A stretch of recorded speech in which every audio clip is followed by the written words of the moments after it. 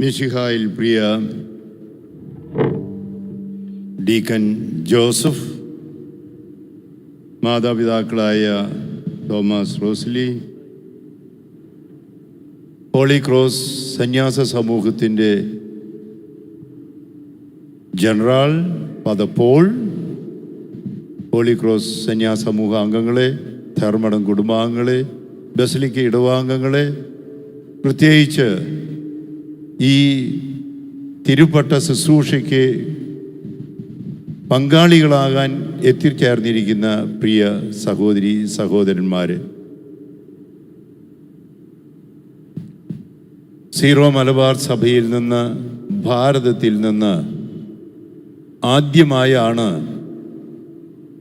ബധിരനായ ഒരു വ്യക്തി പൗരോഹിത്യത്തിലേക്ക് ഉയർത്തപ്പെടുന്നത്. ഏഷ്യയിലെ തന്നെ രണ്ടാമത്തെ ആളാണെന്നാണ് പറയുന്നത്. ലോകത്തിൽ 26ാമത്തെ ബധിര വൈദികനായിട്ടാണ് ഡീക്കൻ ജോസഫ് ഇന്ന് അഭിഷിക്തനാകുന്നത്.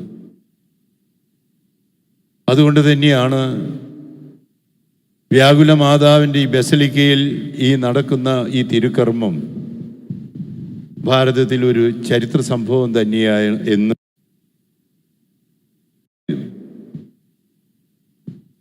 യുടെ ഡീക്കനോട് പ്രാർത്ഥനയ്ക്കായി സഹായമായി ജോസഫ് എങ്ങനെയാണ് വൈദികനായി ജീവിക്കേണ്ടത്, ഈ വക കാര്യങ്ങളാണ്.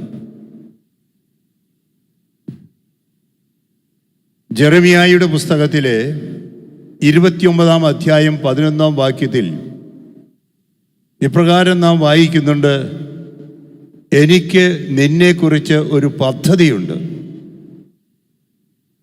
നിന്റെ നാശത്തിനല്ല ക്ഷേമത്തിനാണ്. എല്ലാ ദൈവത്തിൻ്റെ ഛായയിലും സാദൃശ്യത്തിലും സൃഷ്ടിക്കപ്പെട്ട എല്ലാ വ്യക്തികളെക്കുറിച്ചും ദൈവത്തിന് പദ്ധതിയുണ്ട്. ആ പദ്ധതിയാണ്, ജോസഫിനെ കുറിച്ചുള്ള പദ്ധതിയാണ് ഇന്ന് വെളിപ്പെട്ടത്. ആരാണ് പുരോഹിതൻ?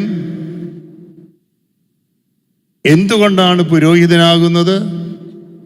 എന്തിനാണ് പുരോഹിതനാകുന്നത്? എങ്ങനെയാണ് പുരോഹിതനാകേണ്ടത് എന്ന ചോദ്യത്തിൽ ജോസഫിനോട് ചോദിച്ചപ്പോൾ, അങ്കിൾ ജോർജ് തേർമടച്ചനോട് ചോദിച്ചപ്പോൾ പറഞ്ഞു, തലക്കോട്ടുകര ഇടവകയാണെങ്കിലും ബോംബെയിലാണ് വളർന്നത്. വെക്കേഷന് നാട്ടിൽ വന്നപ്പോൾ 7ാം ക്ലാസ്സിലായിരുന്നപ്പോൾ ജോർജ് അച്ഛനോട് പറഞ്ഞത്രേ, എനിക്ക് അച്ഛനാവണമെന്ന്.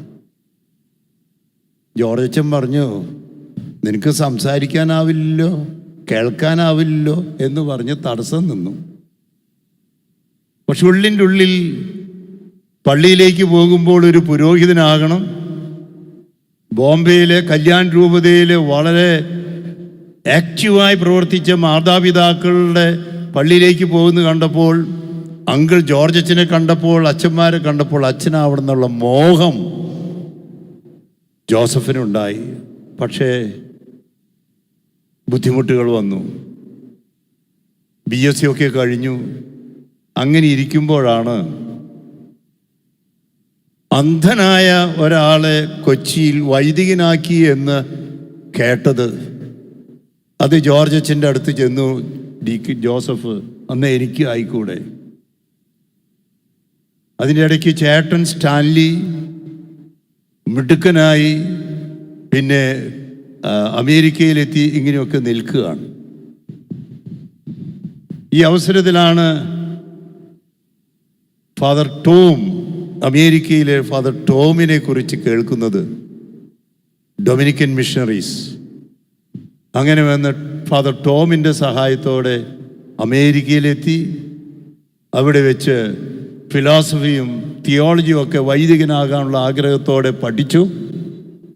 അത് കഴിഞ്ഞ് പിന്നെ അത് മാർപ്പാപ്പ ഈ പയസ് യൂണിയനെ മുഴുവനായി അങ്ങ് അംഗീകരിച്ചില്ല എന്ന് മനസ്സിലാക്കിയപ്പോൾ, പിന്നെ മാത്രമല്ല ജോസഫിൻ്റെ ആഗ്രഹം മുഴുവൻ ഇന്ത്യയിൽ ക്രിസ്ത്യാനികൾ കുറവേ ഉള്ളൂ, അതുകൊണ്ട് ഇന്ത്യയിലുള്ളവരെ സഹായിക്കണം എന്നുള്ള മോഹത്തോടെ തിരിച്ചെത്തി. ഫാദർ ബിജുവും മറ്റും പറഞ്ഞത് ഏകദേശം ലോകത്തിൽ 5% പേർ ബധിരമൂകരായിട്ട് ഉണ്ട് എന്നുള്ളതാണ്. ഇന്ത്യയിൽ തന്നെ ഏകദേശം 6 കോടിയോളം പേര് ബധിരമൂകരായിട്ടുണ്ട്. അങ്ങനെയാണെങ്കിൽ ഇന്ത്യയിൽ ശുശ്രൂഷ ചെയ്യണമെന്നുള്ള ആഗ്രഹം. അങ്ങനെ ഇരിക്കുമ്പോഴാണ് കോട്ടയത്തെ ഐമനത്തെ ഹോളി ക്രോസ് സമൂഹത്തെ അറിയുകയും ബാംഗ്ലൂരിൽ ബധിരർക്ക് വേണ്ടി ഫാദർ ഹാരി ആരംഭം കുറിച്ച ആ പ്രവർത്തനത്തിൽ ഈ ബിജു അച്ഛൻ തന്നെ പ്രത്യേകിച്ച് അതിന് നേതൃത്വം കൊടുത്ത് ഒരു സമൂഹം, ജീവധ്വനി എന്ന സമൂഹത്തിന് രൂപം കൊടുത്ത് അങ്ങനെ ബിജു അച്ഛനെ കണ്ടുമുട്ടിയതാണ് ഹോളി ക്രോസിൽ ചേരാനായിട്ട് കാരണമായത്. വീണ്ടും ഞാൻ ജോസഫിനോട് ചോദിക്കുക, നിന്റെ മാതാപിതാക്കളോ ഈ ജോർജ് അച്ഛനോ ഈ ബിജു അച്ഛനോ ആണോ ഡീക്കൺ ജോസഫ് അച്ഛനാകാൻ കാരണം? അത് മുഴുവൻ ശരിയല്ല. മാർക്കോസിന്റെ സുവിശേഷത്തിലെ 3-ാം അധ്യായം 13-ാം വാക്യം, തൻ്റെ ദൗത്യ നിർവഹണത്തിന് തനിക്ക് ഇഷ്ടപ്പെട്ടവരെ വിളിച്ചു. ജോസഫ്, നീ അച്ഛനാവാൻ കാരണം നിന്റെ ഇഷ്ടമല്ല, ഈശോയ്ക്ക് നിന്നെ ഇഷ്ടപ്പെട്ടു, വിളിച്ചു, തിരഞ്ഞെടുത്തു. എന്തിനു വേണ്ടിയാണ് വിളിച്ചത്? പുരോഹിതനാകാൻ എന്തിനു വേണ്ടിയാണ് വിളിച്ചത്? മാർക്കോസിന്റെ സുവിശേഷത്തിലെ 3-ാമത്തെ അധ്യായത്തിൽ തന്നെ 2 കാര്യങ്ങൾ അവിടെ പറയുന്നുണ്ട്. ഒന്ന്, കൂടെയായിരിക്കാൻ. 2, തൻ്റെ ദൗത്യം നിർവഹിക്കാൻ അയക്കപ്പെടാൻ. ഇന്ന് നമ്മൾ ഈ ശുശ്രൂഷയിൽ 4 വായനകൾ കേട്ടു. ഒന്നാമത്തേത് പുറപ്പാടിൻ്റെ പുസ്തകത്തിലെ 3-ാമത്തെ അധ്യായത്തിൽ മോശയെ വിളിക്കുന്നതാണ്. ഇസ്രായേൽ ജനതയുടെ രോദനം കേട്ടപ്പോൾ ദൈവത്തിൻ്റെ പദ്ധതിയിൽ വിക്കനായ ഒരു സാധാരണക്കാരനായ മോശയെ വിളിക്കുക. അത്യാവശ്യം വേണ്ട എന്നുള്ള രീതിയിലൊക്കെ സംസാരിച്ചിട്ടുണ്ടാകണം. മോശയോട് പറഞ്ഞു, എനിക്ക് നിന്നെക്കുറിച്ചൊരു പദ്ധതിയുണ്ട്, നീ ഈ ജനത്തെ മോചിപ്പിക്കണം. അതിന് ഉറപ്പായി പറഞ്ഞത്, നിന്റെ കൂടെ ഞാനുണ്ട്. 2-ാമത്തെ വായന ജെറമിയായുടെ പുസ്തകത്തിൽ നിന്നുള്ളതാണ്. നിന്റെ അമ്മയുടെ ഉദരത്തിൽ ഉരുവാകുന്നതിന് മുമ്പേ ഞാൻ നിന്നെ അറിഞ്ഞ് വിളിച്ചു. അതുകൊണ്ട് നീ കേവലം ബാലനാണെന്ന് പറയണ്ട. ജെറമിയായോട് പറഞ്ഞതാ. ജോസഫേ, നീ ബധിരനാണ്, മൂകനാണെന്ന് പറയണ്ട. എൻ്റെ വചനം നിന്റെ നാവിൽ ഞാൻ നിക്ഷേപിച്ചിരിക്കുന്നു എന്ന് ജെറമിയായോട് പറഞ്ഞു. അതുകൊണ്ട് പറഞ്ഞു, ഞാൻ പറയുന്നത് എന്തും നീ ചെയ്യണം, ഞാൻ പറയുന്നിടത്തേക്ക് പോകണം. പിന്നെയാണ് തച്ചുടയ്ക്കാൻ, തകിടം മറിക്കാൻ, നട്ടു വളർത്താൻ എന്നെല്ലാം ജെറമിയായോട് പറഞ്ഞത്. അധരത്തിൽ വചനത്തിൻ്റെ നാവിൽ സ്പർശിച്ചുകൊണ്ട് അനുഗ്രഹിച്ചു. 3-ാമത്തെ വായന ഹെബ്രായർക്കുള്ള ലേഖനത്തിലാണ്. ജോസഫിനെ വിളിക്കുന്നത് ജനത്തിൽ നിന്നാണ്. തലക്കോട്ടുവരയിൽ റൂട്ടാണെങ്കിലും ഇപ്പോൾ ബസലിക്കയിലുള്ള തേർമടം കുടുംബത്തിൽ നിന്ന്,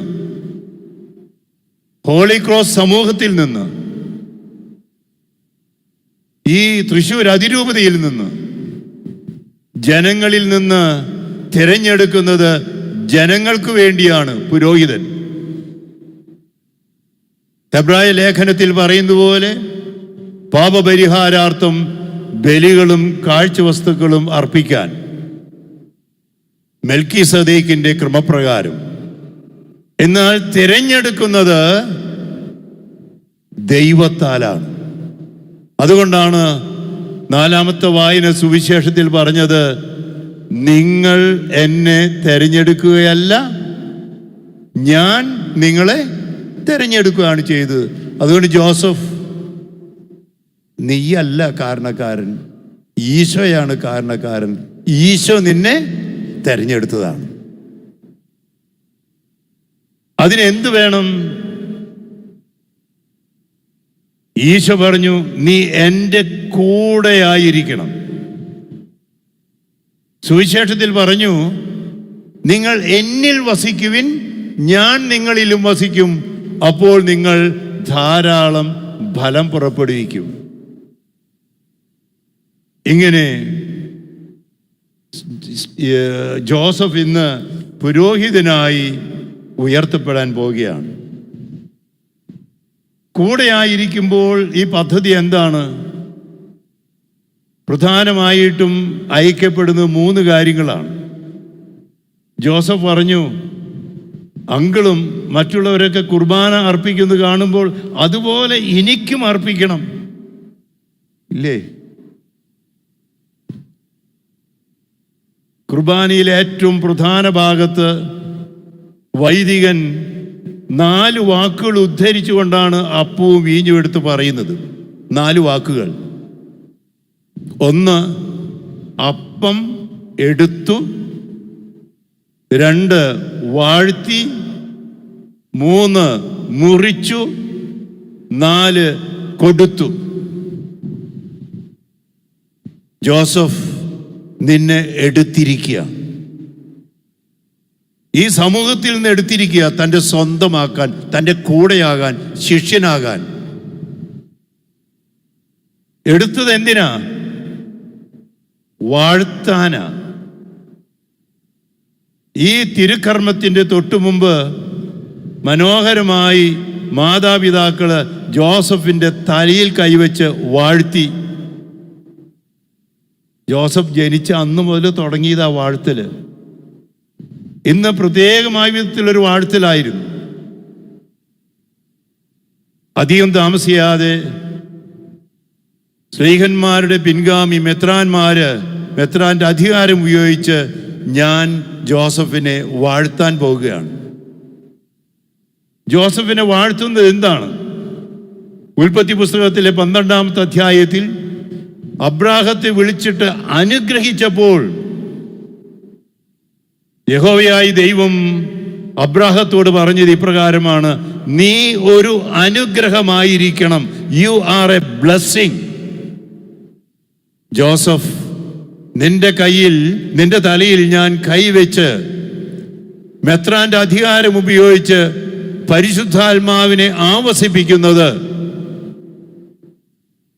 നീ ഒരു അനുഗ്രഹമാകാനാണ്. എന്നിട്ട് അബ്രാഹത്തോട് പറഞ്ഞു, നിന്നിലൂടെ ഈ തലമുറയെ ഞാൻ അനുഗ്രഹിക്കും. ഈ ജോസഫിലൂടെ ഈ തലമുറയെ മുഴുവൻ അനുഗ്രഹിക്കാനുള്ളതാ. വിളിച്ചിരിക്കുന്നത് ശിഷ്യനാകാൻ, കൂടെയാകാൻ, ഒപ്പം അയക്കപ്പെടാനാണ്. ഹോളി ക്രോസ് സമൂഹത്തിൽ ചേർന്ന് കഴിഞ്ഞപ്പോൾ ജോസഫിൻ്റെ ആഗ്രഹങ്ങൾ നിവൃത്തിയാകാനുള്ള നല്ല സാഹചര്യമായിരിക്കുകയാണ്.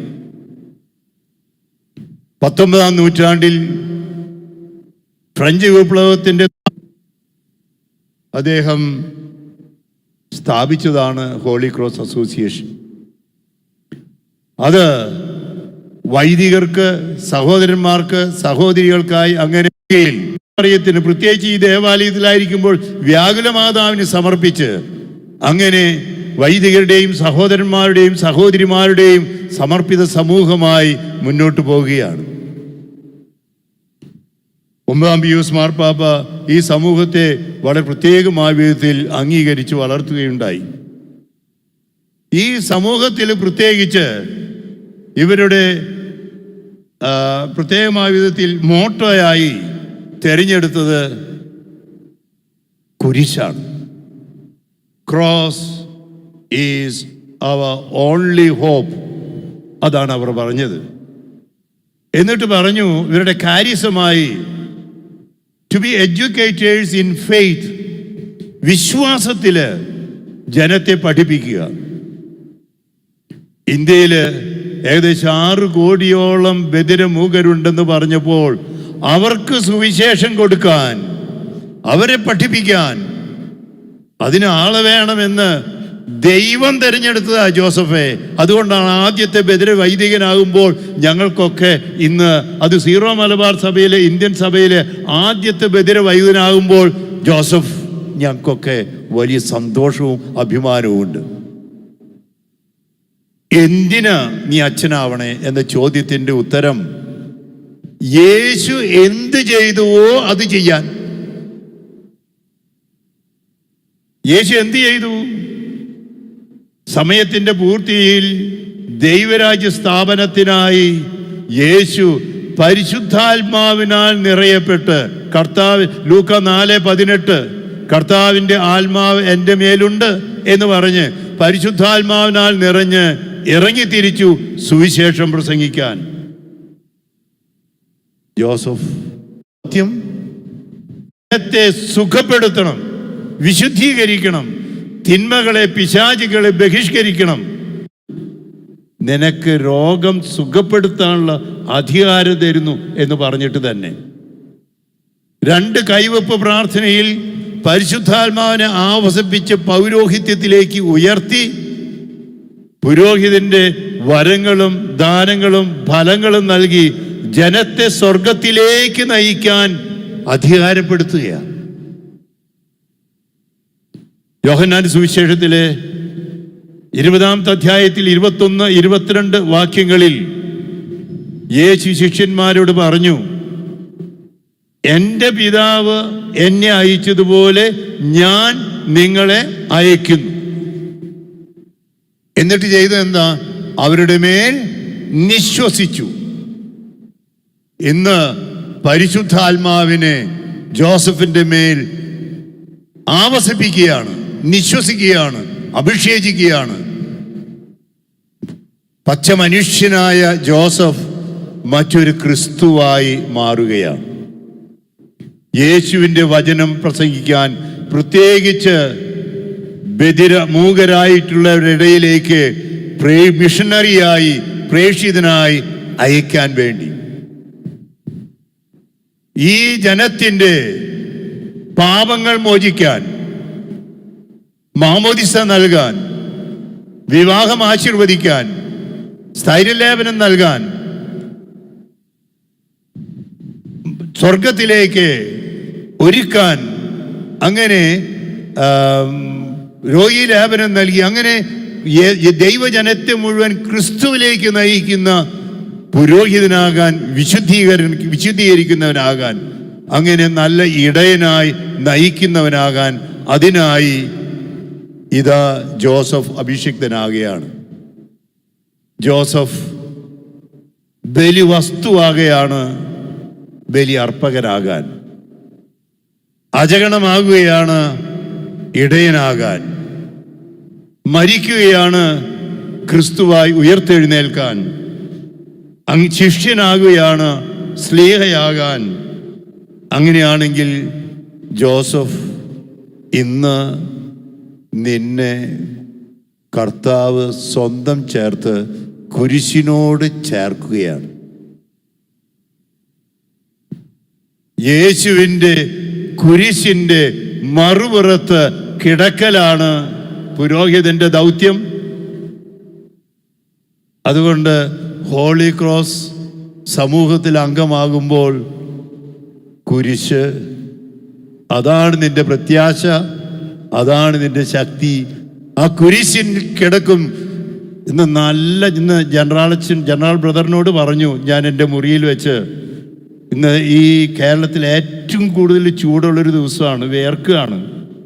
ആ കുരിശ് നന്നായിട്ട് അനുഭവപ്പെട്ടുകൊണ്ട് തന്നെ ഈ കുരിശിൽ കിടക്കുന്ന ഡേവിസിൻ്റെ കർമ്മത്തിൽ നമ്മൾ പങ്കാളികളാകുകയാണ്. ഭയപ്പെടേണ്ട. കുരിശ് കിരീടമായി മാറും. മരണം ഉത്ഥാനത്തിലേക്ക് നയിക്കും. ജോസഫിന്റെ തലമുടി മുറിച്ചു, നിങ്ങൾ കണ്ടു കാണും. എഫേസ്യർക്ക് എഴുതിയ ലേഖനത്തിലെ 4-ാം അധ്യായം നാം 22-24 വാക്യങ്ങൾ വായിക്കുന്ന പോലെ, ജോസഫ്, നീ നിന്റെ പഴയ മനുഷ്യനെ ഉരിഞ്ഞു മാറ്റി നീ ഒരു പുതിയ മനുഷ്യനായി ഉയർത്തെഴുന്നേൽക്കുകയാണ്. നമുക്കിപ്പോൾ പരിശുദ്ധാത്മ അഭിഷേകത്തിനായി ജോസഫിനെ സമർപ്പിക്കാം. നിയമാവർത്തന പുസ്തകത്തിലെ 17-ാമത്തെ അധ്യായത്തിൽ ജോഷുവ അമലേക്കിനുമായ യുദ്ധം നടത്തുന്ന കാര്യം പറയുന്നുണ്ട്. ഇടയ്ക്കിടയ്ക്ക് യുദ്ധത്തെക്കുറിച്ചുള്ള റിപ്പോർട്ട് ലഭിക്കുന്നുണ്ട്. അഹ്റോനും ഹൂറും മോശയുടെ അടുത്ത് നിൽക്കുന്നുണ്ട്. റിപ്പോർട്ടുകൾ ലഭിക്കുമ്പോൾ അവർക്ക് മനസ്സിലായി, പ്രാർത്ഥിച്ചുകൊണ്ടിരിക്കുന്ന മോശയുടെ കൈകൾ എപ്പോഴൊക്കെ താന്നുവോ അപ്പോഴൊക്കെ കിട്ടുന്ന റിപ്പോർട്ട് തോൽക്കുന്നതാ. അഹ്റോനും ഹൂറും ഒരു സൂത്രം കണ്ടുപിടിച്ചു. കല്ലെടുത്ത് അവർ മോശയുടെ കൈകൾ ഉയർത്തിപ്പിടിച്ചു. പകൽ നീണ്ടുപോയി. ജോഷുവ യുദ്ധത്തിൽ വിജയിച്ചു. ഈ ജോസഫ് ഉണ്ടാകണം മോശയെ പോലെ. ഹോളി ക്രോസ് സമൂഹാംഗങ്ങളെ, മൂകരായിട്ടുള്ള പ്രിയ സഹോദരി സഹോദരന്മാരെ, ഇന്ന് പുരോഹിതനായി ഉയർത്തപ്പെടുന്ന ജോസഫ് തൻ്റെ ജീവിത യുദ്ധത്തിൽ കുരിശ് യാത്രയിൽ വിജയിക്കണമെങ്കിൽ മോശയെപ്പോലെ ഉയർത്തിപ്പിടിച്ച കരങ്ങൾ നിങ്ങളുടെ ഭാഗത്തു നിന്ന് പ്രാർത്ഥനയ്ക്കായിട്ടുണ്ടാകണം. പരിശുദ്ധ അമ്മയോട്, വ്യാകുല മാതാവിനോട് പ്രത്യേകം മധ്യസ്ഥത തേടി ഈ ജോസഫിന് വേണ്ടി നിങ്ങൾ പ്രാർത്ഥിക്കണം.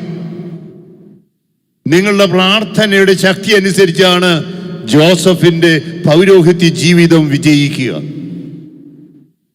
നിങ്ങൾ പ്രാർത്ഥിക്കുമോ?